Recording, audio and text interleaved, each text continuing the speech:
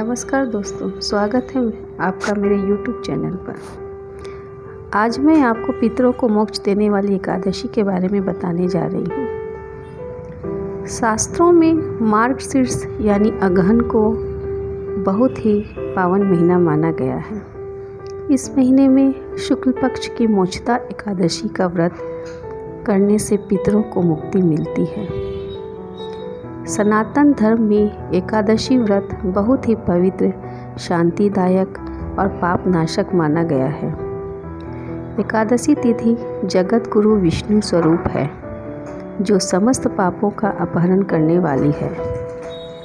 सभी एकादशियों में नारायण समतुल्य पुण्य फल देने का सामर्थ्य है। ये सभी अपने भक्तों को कामनाओं की पूर्ति कर उन्हें विष्णु लोक यानी वैकुंठ पहुंचाती है। पद्म पुराण के अनुसार परमेश्वर श्री कृष्ण ने युधिष्ठिर को एकादशी तिथि का महत्व समझाते हुए कहा कि बड़ी बड़ी दक्षिणा वाले यज्ञों से भी मुझे उतना संतोष नहीं मिलता जितना एकादशी व्रत के अनुष्ठान से मुझे प्रसन्नता मिलती है। जैसे नागों में शेषनाग, पक्षियों में गरुड़, देवताओं में श्री विष्णु और मनुष्यों में ब्राह्मण श्रेष्ठ है, उसी प्रकार संपूर्ण व्रतों में एकादशी का व्रत श्रेष्ठ और कल्याणकारी है। इस व्रत का पालन करने से शुभ फलों में वृद्धि होकर अशुभता का नाश होता है। शास्त्रों में मार्गशीर्ष यानी अगहन माह को बड़ा ही पावन महीना माना गया है। इस महीने में शुक्ल पक्ष की मोक्षदा एकादशी का व्रत करने से नीच योनि में गए पितरों को मुक्ति मिलती है।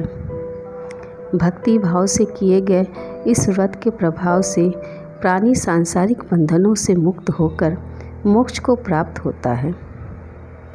द्वापर युग में योगेश्वर श्री कृष्ण ने इस दिन अर्जुन को मनुष्य का जीवन सार्थक बनाने वाली गीता का उपदेश दिया था।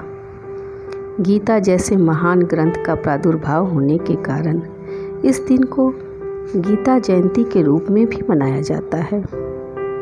गीता का ज्ञान हमें दुख, क्रोध, लोभ और अज्ञानता के दलदल से बाहर निकालने के लिए प्रेरित करता है। सत्य, दया, प्रेम और सत्कर्म को अपने जीवन में धारण करने वाला प्राणी ही मोक्ष को प्राप्त कर सकता है। इस दिन श्रीमद्भागवत गीता की सुगंधित फूलों से पूजा कर गीता का पाठ करना चाहिए। गीता पाठ करने से मनुष्य के सभी कष्ट दूर होते हैं और उसे धर्म, अर्थ, काम और मोक्ष की प्राप्ति होती है। मोक्ष प्राप्त करने वाली यह एकादशी मनुष्यों के लिए चिंतामणि के समान समस्त कामनाओं को पूर्ण कर बड़े बड़े पातकों का नाश करने वाली होती है। पद्म पुराण में वर्णित इस एकादशी की कथा के अनुसार वैष्णवों से विभूषित परम रमणीय चंपक नगर में वैखानस नाम के राजा रहते थे। एक रात राजा ने सपने में अपने पितरों को नीच योनि में पड़ा देखा, जो उन्हें नरक से मुक्त दिलाने को कह रहे थे। राजा ने प्रातःकाल ब्राह्मणों को स्वप्न के बारे में बताया।